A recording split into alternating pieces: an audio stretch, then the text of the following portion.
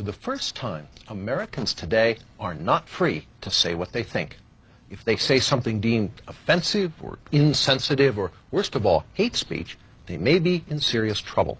They may be punished for violating the unholy commandments of the 90s, commonly known as political correctness. But is political correctness a new phenomenon? We'll show you tonight that political correctness has been in the making for more than 8 decades. And it seems that a deteriorating society is exactly what political correctness strives for. But just what is political correctness? As you're about to see, political correctness is nothing less than a Marxist ideology. Marxism translated from economic into cultural terms in an effort going back not to the 1960s, but to World War I. Marxist theory had predicted that if war came to Europe, the working class in every European country would rise in revolt.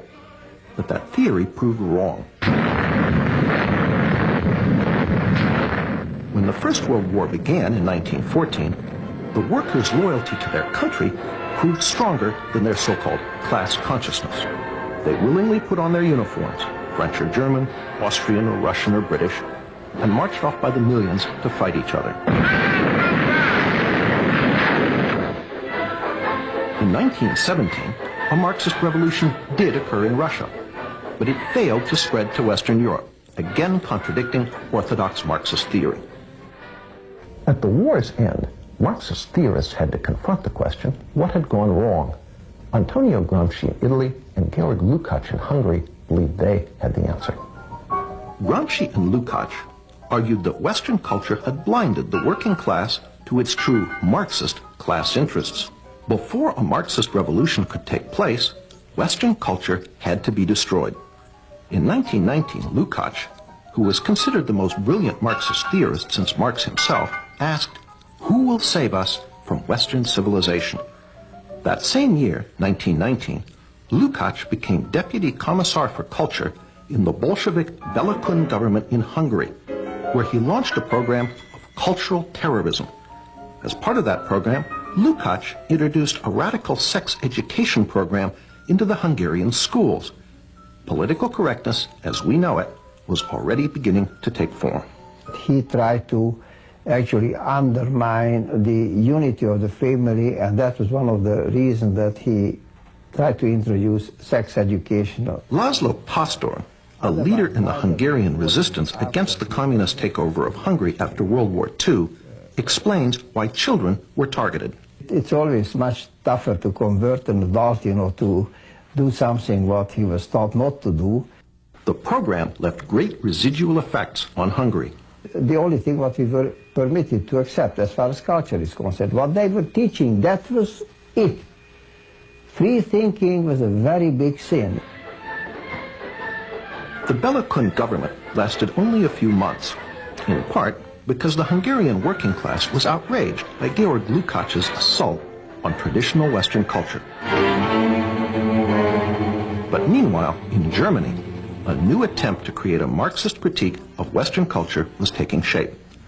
There, the wealthy young son of a millionaire grain trader, Felix Weil, wanted to establish a public policy institute, a think tank, to serve as a home for advanced Marxist thought. Modeled on the Marx-Engels Institute in Moscow, Weil's think tank was originally to be named the Institute for Marxism. Martin Jay, chairman of the history department at Berkeley, an author of a history of the Frankfurt School, explains why the name was changed to the Institut für Sozialforschung, the Institute for Social Research. But I think they were very interested in trying to avoid being overly labeled. So it's a fairly bland name, the Institute for Social Research. The Institute was affiliated with Frankfurt University in Frankfurt, Germany, and in time became known simply as the Frankfurt School. The Frankfurt School formally opened its doors on June 22, 1924, but it had already held its first seminar on theory in the spring of 1923. There, almost 24 Marxist scholars gathered for what Weil, the sponsor, called a Marxist study week. One of the participants was Richard Sorge, later a famous Soviet spy. Another was Georg Lukács. Lukács's writings on culture were the basis for much of the program. Almost half of the participants in this Marxist study week would later be affiliated with the Frankfurt School. Following Lukács's lead, the Frankfurt School would be the vehicle that translated Marxism from economic into cultural terms, giving us what we now know as political correctness. The Frankfurt School's first director was an Austrian Marxist economist, Karl Grünberg. Grünberg's principal effort was to firmly establish the Institute's Marxist nature. In his inaugural address, which opened the Institute's new building in Frankfurt, Grünberg said, "It has been our intention here from the outset to maintain uniformity in the way we look at problems and go about solving them. I too am one of the opponents of the economic, social and legal order which has been handed down to us from history, and I too am one of the supporters of Marxism. In the new research institute, Marxism will from now on have a home." Under Karl Grünberg, the Frankfurt School worked mostly on economic questions and the labor movement, conventional Marxist subjects. But in 1930, Grünberg was replaced as director by a young Marxist intellectual with very different ideas, Max Horkheimer. Horkheimer quickly began to use the Institute to develop a new Marxism, very different from the Marxism of the Soviet Union. First, recognizing the economic success of capitalism, Horkheimer announced that revolution was unlikely to come from the working class. The Frankfurt School would have to find a substitute. Well, this was the great question. The great question is there a surrogate for the working class? The Frankfurt School would not find an answer to this question until the 1960s. But meanwhile, Horkheimer moved to revive Lukács's work by making the culture, not the economy, the central focus of the Frankfurt School's work. As Martin J. writes in his History of the Frankfurt School, The Dialectical Imagination, if it can be said that in the early years of its history, the Institute concerned itself primarily with an analysis of bourgeois society's socio-economic substructure, in the years after 1930, its prime interest lay in its cultural superstructure. Indeed, the traditional Marxist formula regarding the relationship between the two was called into question. The key to the Frankfurt School's work on culture was the crossing of Marx with Freud. Just as classical economic Marxism argued that under capitalism the working class was oppressed, so the Frankfurt School used Freud to argue that under Western culture everyone lived in a constant state of psychological repression. So there were radical Freudians during this period who had hopes of using psychoanalysis to end what Reich had called sexual alienation, which they saw as significant as economic alienation. The solution, according to the Frankfurt School, was not just a political revolution to overthrow capitalism, but a social and cultural revolution as well. To further the Institute's work on cultural issues, Horkheimer brought in some new blood.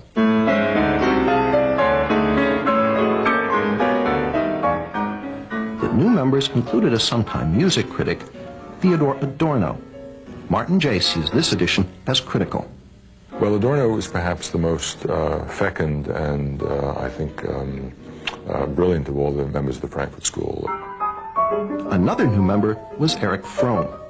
Fromm, a practicing psychoanalyst, was noted for his radical Marxist social psychology. He pioneered the concept of sexual liberation and gender politics. According to Martin J., in Fromm's view, masculinity and femininity were not reflections of essential sexual differences. They were derived instead from differences in life functions, which were in part socially determined. Another piece of political correctness was falling into place. In 1932, Herbert Marcuse became a member of the Institute for Social Research. Marcuse would ultimately become the most important member of the Frankfurt School for the development of political correctness.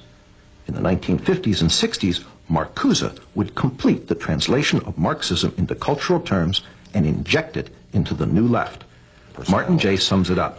In which Marcuse in the United States represented the most radical inclinations of the school, in a sense continuing the work they had done in the 1920s and into the 30s, a work that was inspired by Marxist Hegelian philosophy, very interested in the crisis both of capitalism and liberal democracy, trying to find alternatives to the working class. As we've seen, the Frankfurt School, Marxist in origin, wanted to create a cultural revolution against Western society. And in the 1930s, they took their important first step. In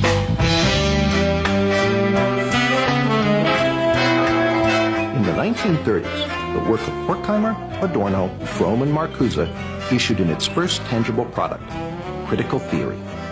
The term critical theory is something of a play on words. One is tempted to ask, what is the theory? The answer is, the theory is to criticize. Through unremitting, destructive criticism of every institution of Western society, they hope to bring that society down.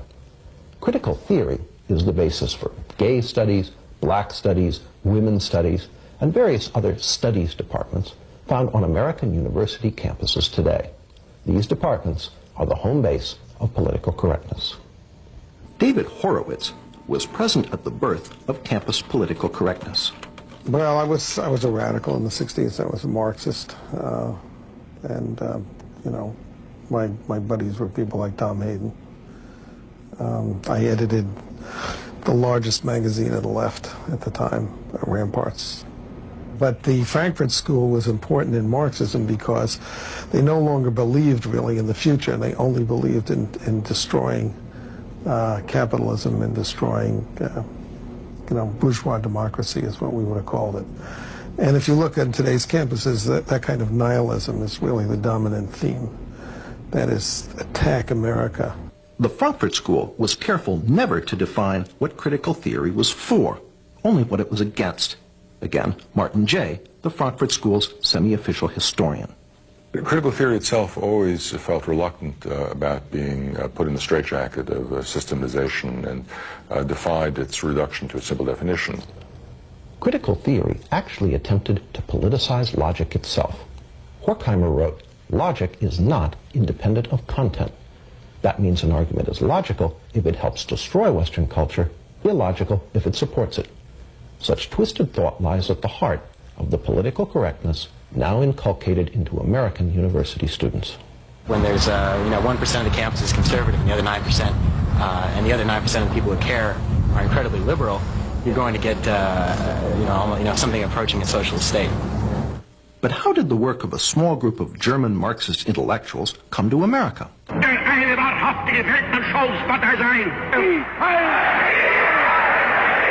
1933, when the Nazis came to power in Germany, the Institute for Social Research fled. It fled to New York City, where it was reestablished that same year with help from the president of Columbia University. Once in America, the Frankfurt School gradually shifted the focus of its work from destroying German society and culture to attacking the society and culture of its new place of refuge. Not only did they apply critical theory to American society, they added some new elements. One was the Institute's so-called Studies in Prejudice, which culminated in 1950 in Theodore Adorno's immensely influential book, The Authoritarian Personality.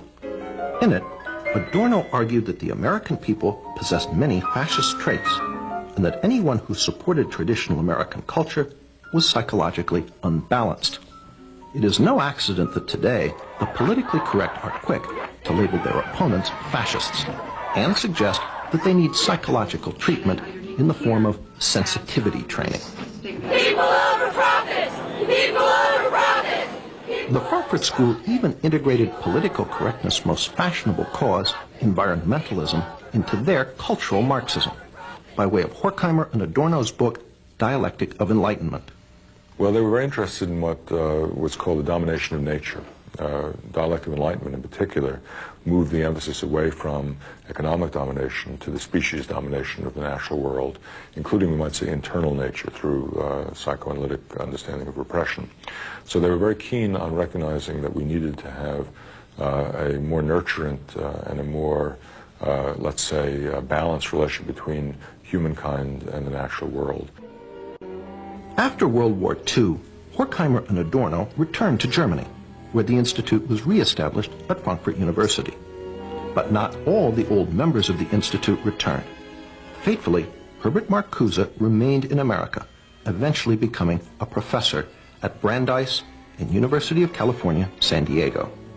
Marcuse labored to finish the intellectual work begun by Horkheimer, Adorno, and Fromm in the 1930s. Marcuse, on the other hand, remained in the United States, and during the 50s and 60s developed some of their earlier ideas, merging Freud and Marx, interested in aesthetics and interested in cultural, let's say, tendencies towards what he would call negation, which were usable in a campaign to call into question the what Antonio Gramsci would have called hegemony of capitalist bourgeois culture. And Marcuse became, of course, the so-called guru of the New Left. It was Marcuse who finally answered the question posed by Horkheimer in the early 30s. Who could substitute for the working class as an agent of revolution? So you had to find some new constituency, whether it was students or blacks or women or gays or whatever it was. And Marcuse had a fluid Marxism that fit into this. Martin Jay confirms the role of the Frankfurt School in creating the victim groups that constitute the politically correct coalition. But the working class wouldn't play the hegemonic role that traditional Marxism had expected from it. And so students, blacks, other minority groups, women, and so forth were, they hoped at least, able to come together. Of critical importance for the injection of the Frankfurt School's work into the student rebellion of the 1960s was Marcuse's revival of Fromm's notion of sexual liberation. Marcuse, however, was the main conduit of ideas. But Marcuse had written one important work in the 1950s called Eros and Civilization, a work which attempted to rub Freud against the grain and come out with a radical, even utopian reading of psychoanalysis. And that, combined with Norman O'Brown's Life Against Death, had a great impact on the counterculture and on emphasizing a libidinal element. Marcuse's Eros and Civilization condemned all restrictions on sexual behavior, calling instead for polymorphous perversity.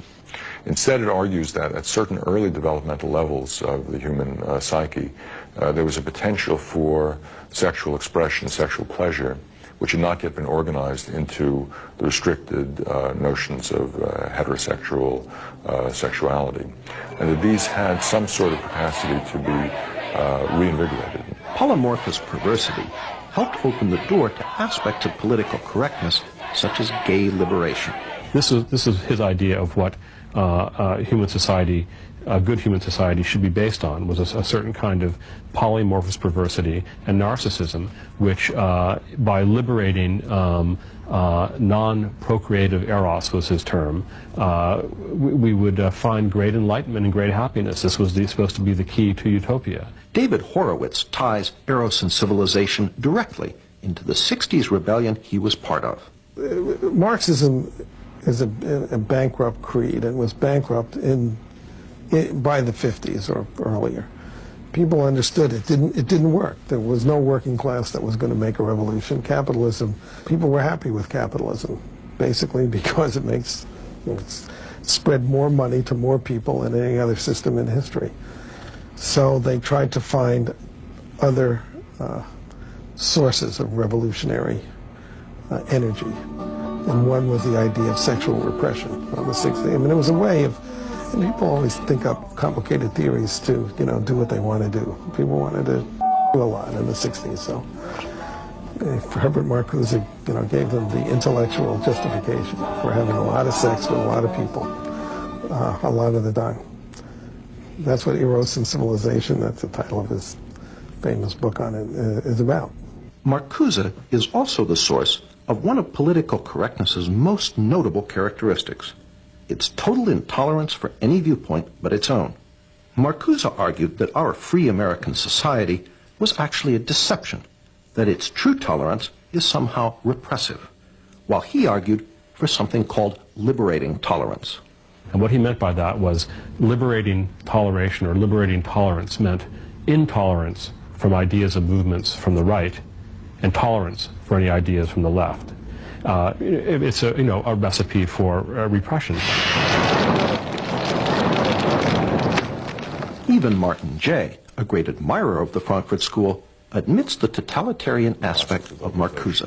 Perhaps his most significant essay in terms of impact, the one we haven't even mentioned, an essay on repressive tolerance, written in the late 60s, which argued that because the tolerance of different beliefs produced no action at all, because every belief seemed to be equal to all others, and racist and neo-fascist and militarist beliefs were given equal weight to those that were pacifist and emancipatory. This led ultimately to the problems of political correctness and incorrectness in the 1980s. That is to say, if you had a strong notion of who was politically correct, you could then be intolerant of those who weren't. And sometimes this can be used as a license by people on the left to deny free speech to people they disagree with. Through these works, Marcuse became the main agent of transmission of the Frankfurt School's ideas. Marcuse was a tremendously important influence on the thinking of young people in those days. He was one of the spiritual fathers of the movement. And through Marcuse, the New Left found the rest of the Frankfurt School. And then in the 1960s, they were rediscovered by students who looked back at the work they'd done and rediscovered a source of a non-traditional, non-communist Marxism, which they found as an inspiration for the student movement in the 1960s. Jay pays Marcuse the ultimate compliment as a revolutionary. He became a kind of celebrity. I mean, in Paris, there were banners that said Marx, Mao, and Marcuse. So he was, luckily because of the alliteration up there with a couple of pretty heavy hitters. And the consequences of the Frankfurt School's work now engulf us all. Martin Jay pays them due credit. Well, it's fascinating. If you compare them with other figures from the so-called Western Marxist tradition, they are perhaps more alive than virtually anybody else. Roger Kimball, although coming from the opposite political perspective from Martin Jay, agrees. The institution of the ideas of radical multiculturalism in the academy and what you might call its enforcement wing, namely the ideology of political correctness, testify to the vitality of some of those ideas, some of the ideas of the Frankfurt School. We asked former New Left leader David Horowitz what the members of the Frankfurt School, Horkheimer, Adorno, Marcuse, might think if they could come back and visit one of America's politically correct campuses today. Well, I'm sure they would be thrilled because they would be, gods.